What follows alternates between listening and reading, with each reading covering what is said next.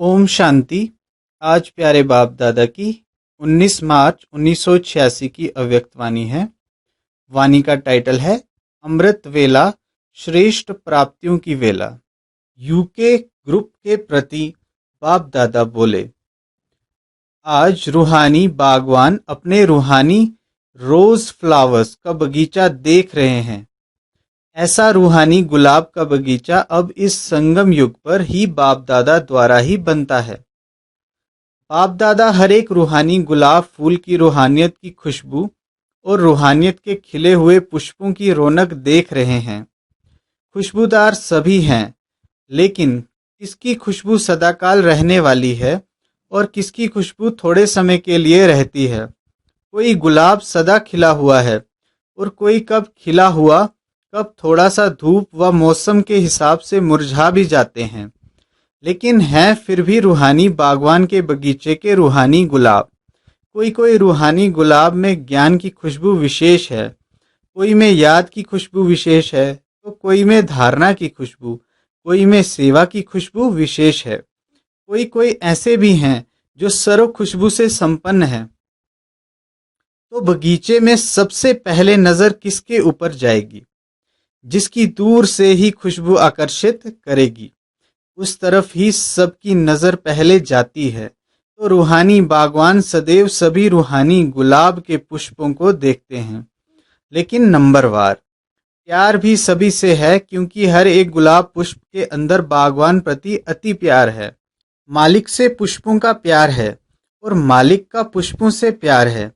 फिर भी शोकेस में सदा रखने वाले रूहानी गुलाब वही होते जो सदा सर्व खुशबू से संपन्न हैं और सदा खिले हुए हैं, मुरझाए हुए कभी नहीं। रोज अमृत वेले बाप दादा स्नेह और शक्ति की विशेष पालना से सभी रूहानी गुलाब के पुष्पों से मिलन मनाते हैं। अमृत वेला विशेष प्रभु पालना का वेला है। अमृत वेला विशेष परमात्म मिलन का वेला है। रूहानी रूहान करने का वेला है। अमृत वेले भोले भंडारी के वरदानों के खजाने से सहज वरदान प्राप्त होने का वेला है। जो गायन है मन इच्छित फल प्राप्त करना, ये इस समय अमृत वेले के समय का गायन है।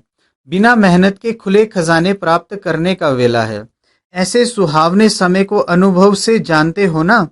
अनुभवी ही जाने इस श्रेष्ठ सुख को, श्रेष्ठ प्राप्तियों को। तो बाप दादा सभी रूहानी गुलाब को देख देख हर्षित हो रहे हैं। बाप दादा भी कहते हैं, वाह मेरे रूहानी गुलाब। आप वाह वाह के गीत गाते तो बाप दादा भी यही गीत गाते। समझा? मुरलियां तो बहुत सुनी हैं, सुन सुनकर संपन्न बन गए हो। अभी महादानी बन बांटने के प्लान बना रहे हो। ये उमंग बहुत अच्छा है। आज यूके अर्थात ओके रहने वालों का टर्न है। डबल विदेशियों का एक शब्द सुन करके बाप दादा सदा मुस्कुराते रहते हैं। कौन सा? Thank you. थैंक यू करते हुए भी बाप को भी याद करते रहते हैं, क्योंकि सबसे पहले शुक्रिया दिल से बाप का ही मानते हैं। तो जब किसी को भी थैंक यू करते तो पहले बाप याद आएगा ना। ब्राह्मण जीवन में पहला शुक्रिया स्वतः ही बाप के प्रति निकलता है। उठते बैठते अनेक बार थैंक यू कहते हो। ये भी एक विधि है बाप को याद करने की।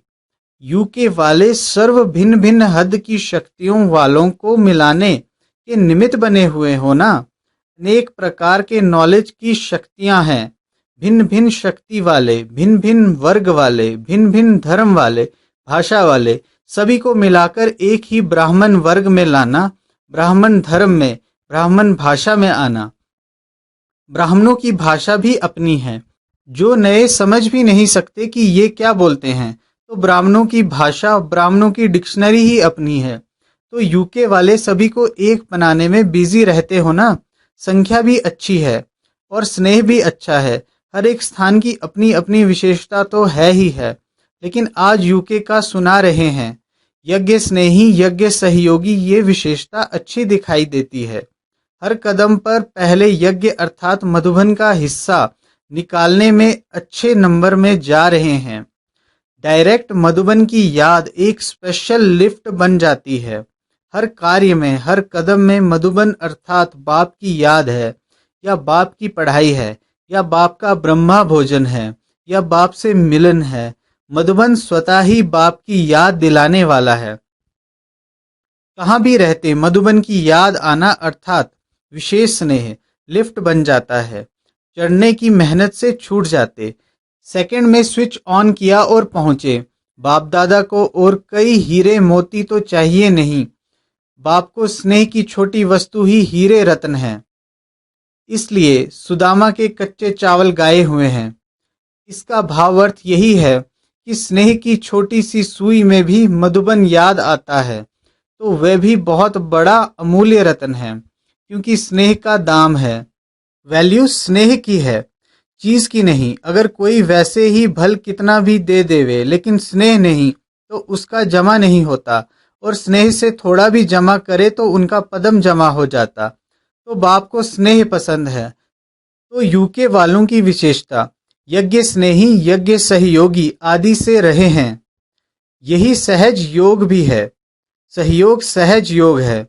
सहयोग का संकल्प आने से भी याद तो बाप की रहेगी ना, तो सहयोगी सहज योगी स्वतः ही बन जाते हैं।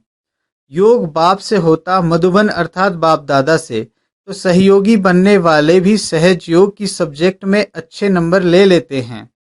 दिल का सहयोग बाप को प्रिय है, इसलिए यहाँ यादगार भी दिल वाला मंदिर बनाया है। तो दिल वाला बाप को दिल का स्नेह, दिल का सहयोग ही प्रिय है। छोटी दिल वाले छोटा सौदा कर खुश हो जाते और बड़ी दिल वाले बेहद का सौदा करते हैं। फाउंडेशन बड़ी दिल है तो विस्तार भी बड़ा हो रहा है। जैसे कई जगह पर वृक्ष देखे होंगे तो वृक्ष की शाखाएं भी तना बन जाती हैं। तो यूके के फाउंडेशन से तना निकला, शाखाएं निकली। अब वे शाखाएं भी तना बन गई। उन तना से भी शाखाएं निकल रही हैं। जैसे ऑस्ट्रेलिया निकला, अमेरिका, यूरोप, अफ्रीका निकले, सब तना बन गए और हर एक तना की शाखाएं भी अच्छी तरह से वृद्धि को पा रही हैं, क्योंकि फाउंडेशन स्नेह और सहयोग के पानी से मजबूत है। इसलिए विस्तार भी अच्छा है और फल भी अच्छे हैं। अच्छा, ओम शांति।